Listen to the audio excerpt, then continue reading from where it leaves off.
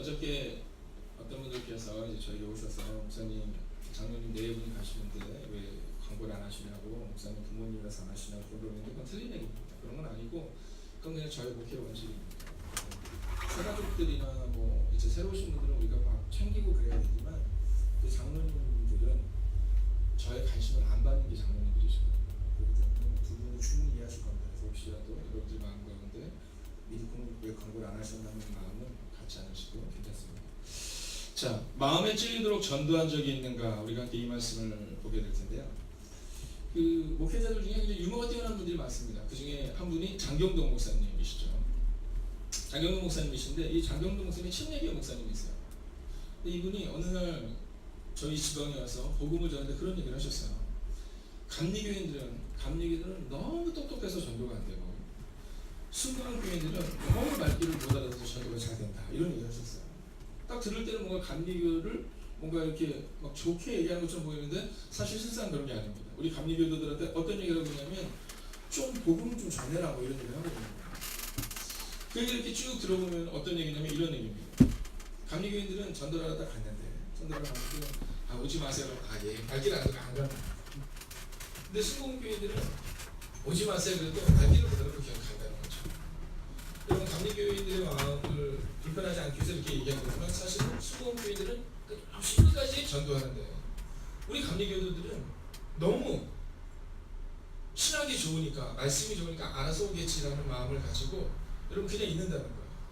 그 결과가 어떻습니까? 한동안은 이 감리교로 뭐 여러분이 아는 조용희 목사님과 우리 또 많은 순복음의 훌륭한 목사님 많이 계시지만 초창기에는, 지금은 뭐 순복음의 신학이 너무 훌륭합니다. 근데 초창기에는 한국에 처음 들어갔을 때 이제 감리교나 장로교가 먼저 들어갔으니까 이제 그쪽에 와서 이제 신학을 공부하고 가셨는데 지금은요 그렇지 않아요. 세계적으로 인정받는 신학이 또 순복음의 신학입니다. 근데 그때는 그랬는데 20, 30년에는 그랬는데 지금은 어떤지 아시죠? 네, 순복음은 계속해서 성장해 나간다면 그럼 감리교는 성장해 나가고 있긴 하지만 성장의 속도가 늦춰졌는데 그 이유가 바로 전도를 하지 않기 때문에. 어떤 전도? 마음에 찔리는 전도는 절대 하지 않는다는 겁니다. 순복음교회 성도님들은 혹은 열심히 복음을 전하는 침례교회 성도님들은 복음을 전할 때 상대방이 막 불편해도 끝까지 가는데 우리는 상대방이 불편해 가지 말아야지 이렇게 해야 된다라는 거죠.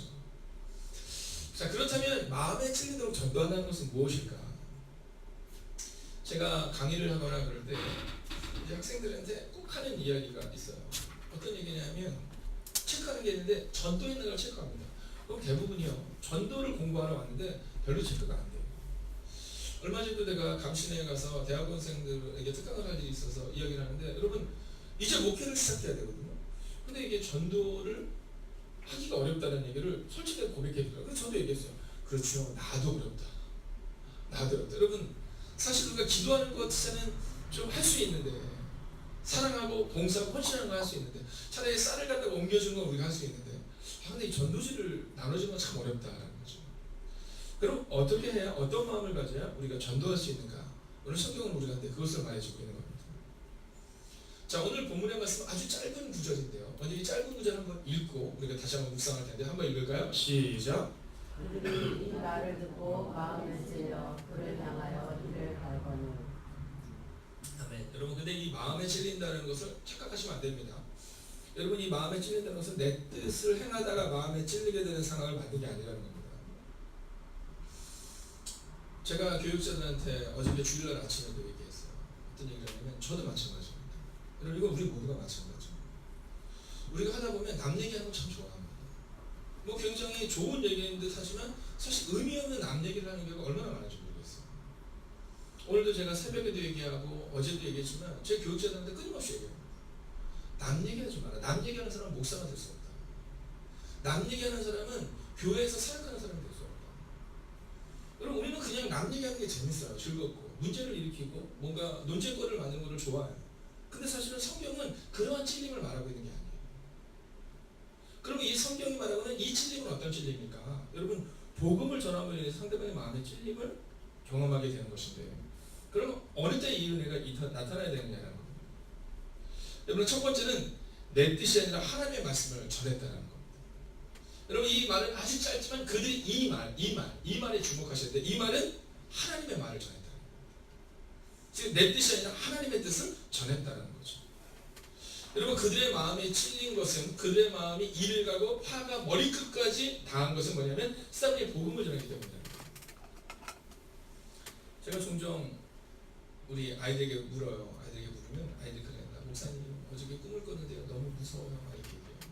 그렇구나. 무슨 꿈을 꿨냐면 막사 얘기해요. 목사님 어저께 막 머리에 뿔이 달리고 막 그런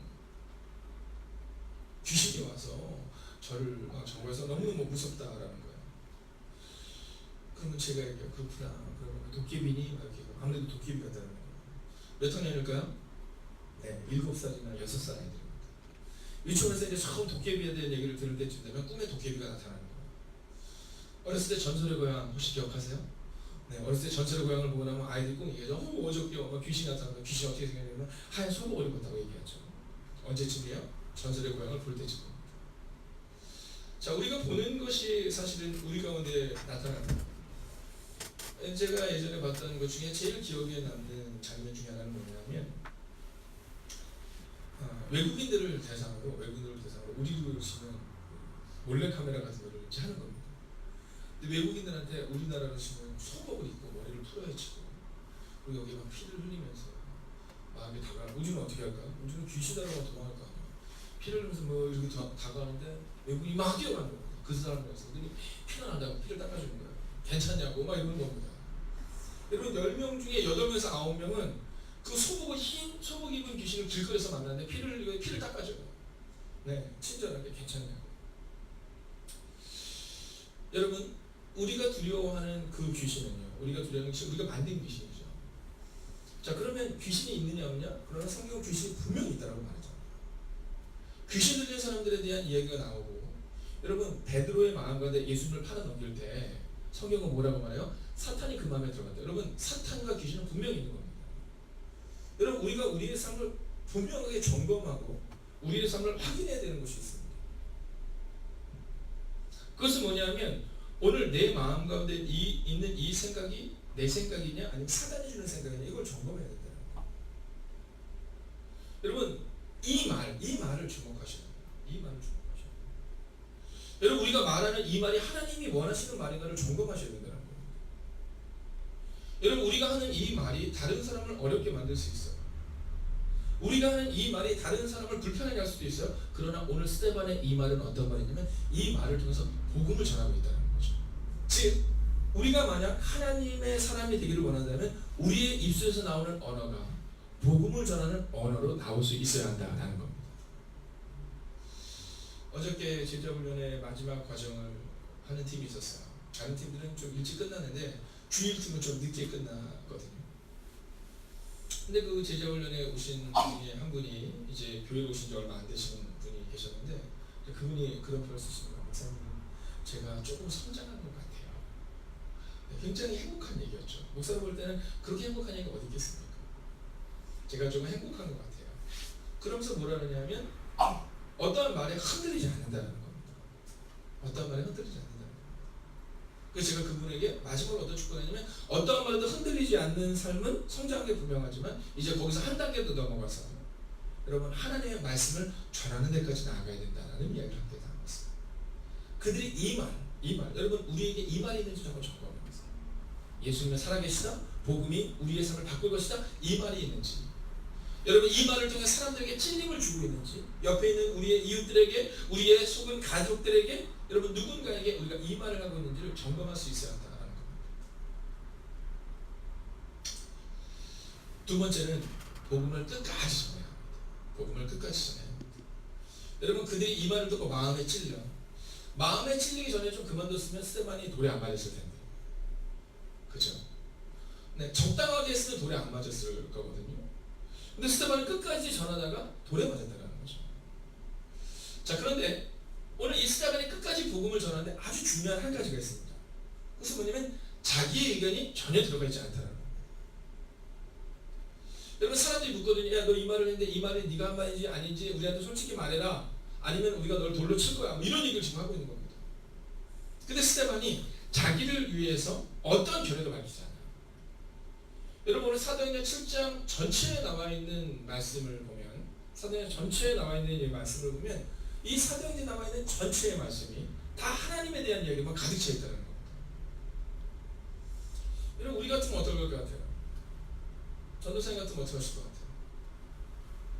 장로님 같으면 어떻게 하실 것 같아요? 여러분 우리 같으면요 막 내 얘기 하냐고 바쁠 거예요. 나 그게 아니고 이럴 텐데 스테반은 그러잖아요. 그냥 끝까지 이 말을 하는데 이 말이 복음에 대한 말이었다는 거예요. 여러분 종종 우리는 내가 억울해서 도저히 못 참겠어. 그래서 내 말을 해야지만이 마음에 뭔가 풀림이 있다 이런 분들이 있을 수 있거든요. 여러분 그것은 연약한 목사도 마찬가지예요. 뭔가 내 말을 해야 돼요. 그러나 성경은 우리가 근데 뭐라고 말하냐면 야, 네 말이 중요한 것이 아니라 지금 복음이 끝까지 전하고 있는가 한번 점검하라 이 얘기를 하고 있다는 거예요.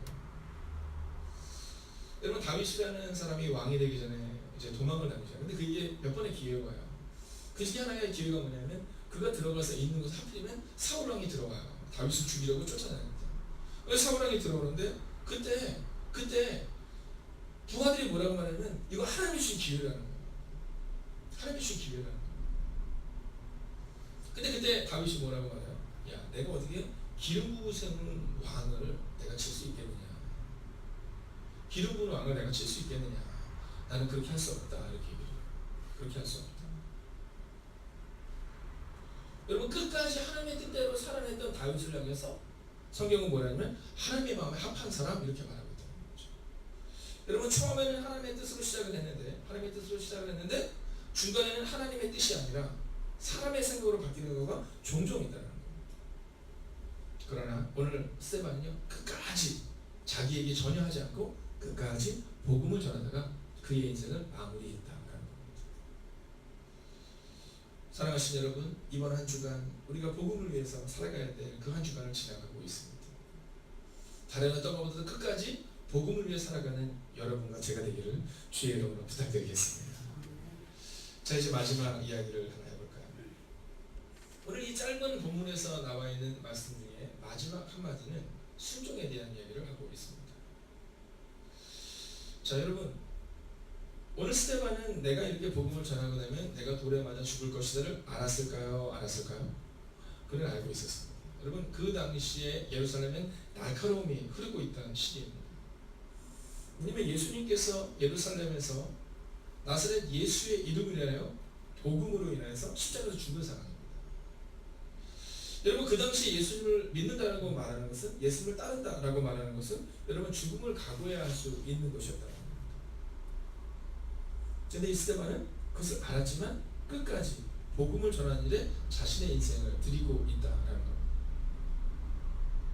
여러분 그들이 이 말을 듣고 마음에 찔려 그를 향한 이를 갈고 여러분 이 정도 되면 상대방의 막 이를 갈았다라고 표현하거든요. 이걸 현대인의 성경으로 보면 뭐라고 말하냐면 화가 머리끝까지 치밀어서 이런 표현을 쓰는 거예요. 여러분 우리는 낯빛만 봐도 알잖아요. 낯빛만. 제가 이렇게 예배를 드릴 때도 이렇게 보면 얼굴 표정에서 다 드러납니다. 저랑 눈을 안 맞춰주시는 분이 있을 수도 있어요. 뭐 코중을 당하고 그러면 절대 예배 시간 한 번도 고개를 들지 않는 경우도 종종 있을 수 있습니다. 아이들도 딱 혼내고 나잖아요. 그럼 얼굴에 티가 나요. 제가 오늘 내 말을 안 들으려고 마음을 전했구나. 뭐 알잖아요.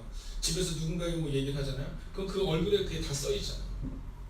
여러분 오늘 본문의 말씀을 보십시오. 여러분 오늘 이 본문의 말씀을 볼 때 뭐라고 기록하고 있느냐 하면 그들이 그를 향한 이를 갈가는 즉 화가 머리끝까지 치밀어 오는 것을 알았지만 그는 끝까지 복음을 전하는 일에 순종하는 이제 자기 인생을 드리고 있다는 겁니다.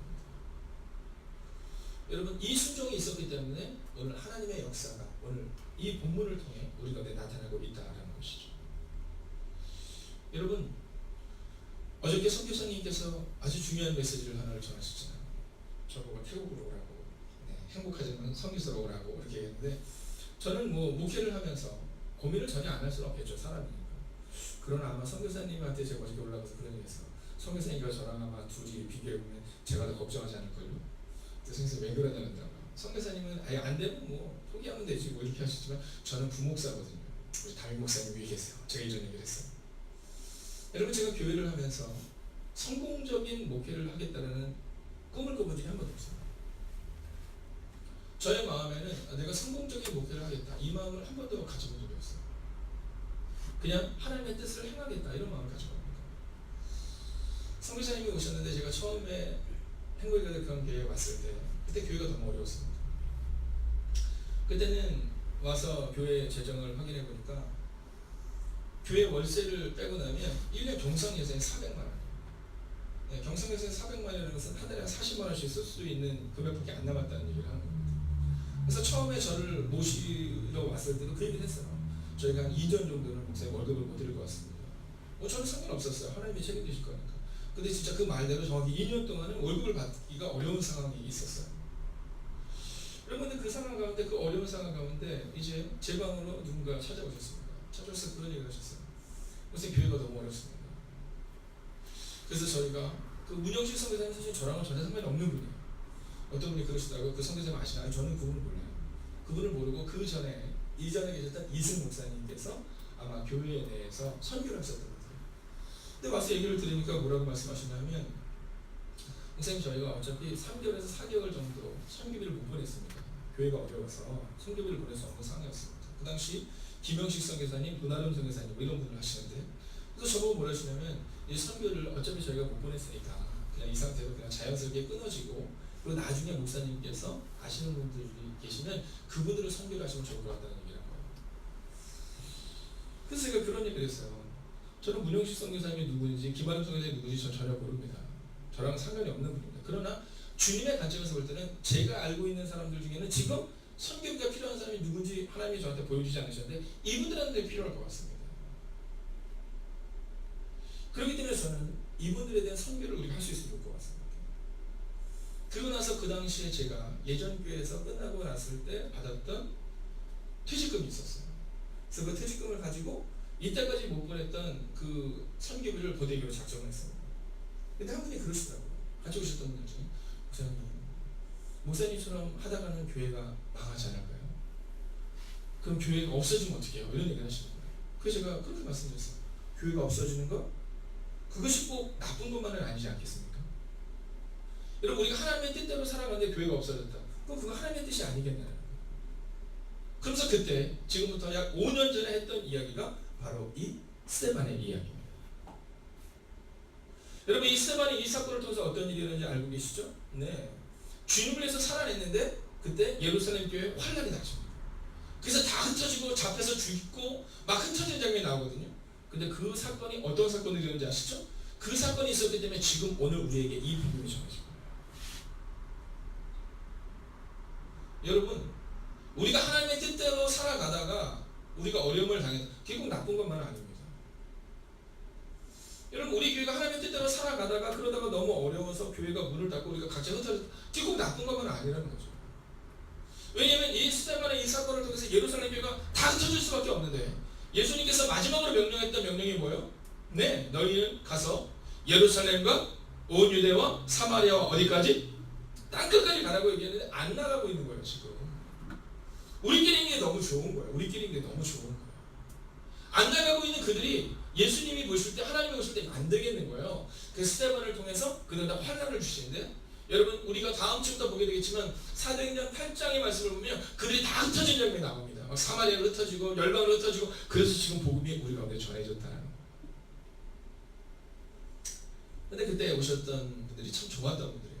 네, 목사님, 저희가 생각할 때는 안 될 것 같지만 네, 목사님이 말씀하셨으니, 또 그 당시에 이제 이수연 장로님이 계셨을 텐데요. 이수연 장로님 또 그렇게 말씀하셨어요. 목사님께서 말씀하시는 거 지지할 수 있으면 좋겠다. 여러분, 그래서 그렇게 결정을 한 거예요. 그리고 우리가 선교를 다시 시작한 겁니다. 그런데 지금은요, 하나님께서 우리 안에 놀랍고 위대한 일을 이루시고, 그 두 분뿐만 아니라 수많은 선교사님들과 수많은 목사님들과 수많은 선교주와 수많은 구제사역을 감당할 수 있는 은혜가 우리 교회 가운데 지금 나타나고 있다라는 겁니다. 여러분, 저는 교회 이전을 하면서도, 또 어제도 우리 김성희 스님이 얘기해 준 것처럼 교회 이전에 대한 그 마무리를 짓는 과정 속에 있어서 하나님께 기도하는 게 있어요. 그건 뭐냐면, 하나님, 그렇다고 해서 우리가 선교와 구제를 줄이는 교회 되지 않을 수 있도록 하나님 우리 교회를 지켜주시고, 하나님 우리 교회 가운데 도움을 주세요 라고 기도합니다.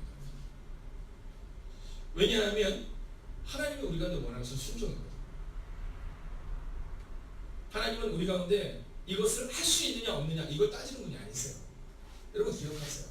하나님은 이걸 이렇게 하면 될까 저렇게 하면 될까. 여러분, 그래서 되는 일이 있었습니까? 여러분, 그래서 우리 교회가 어렵지 않았습니까?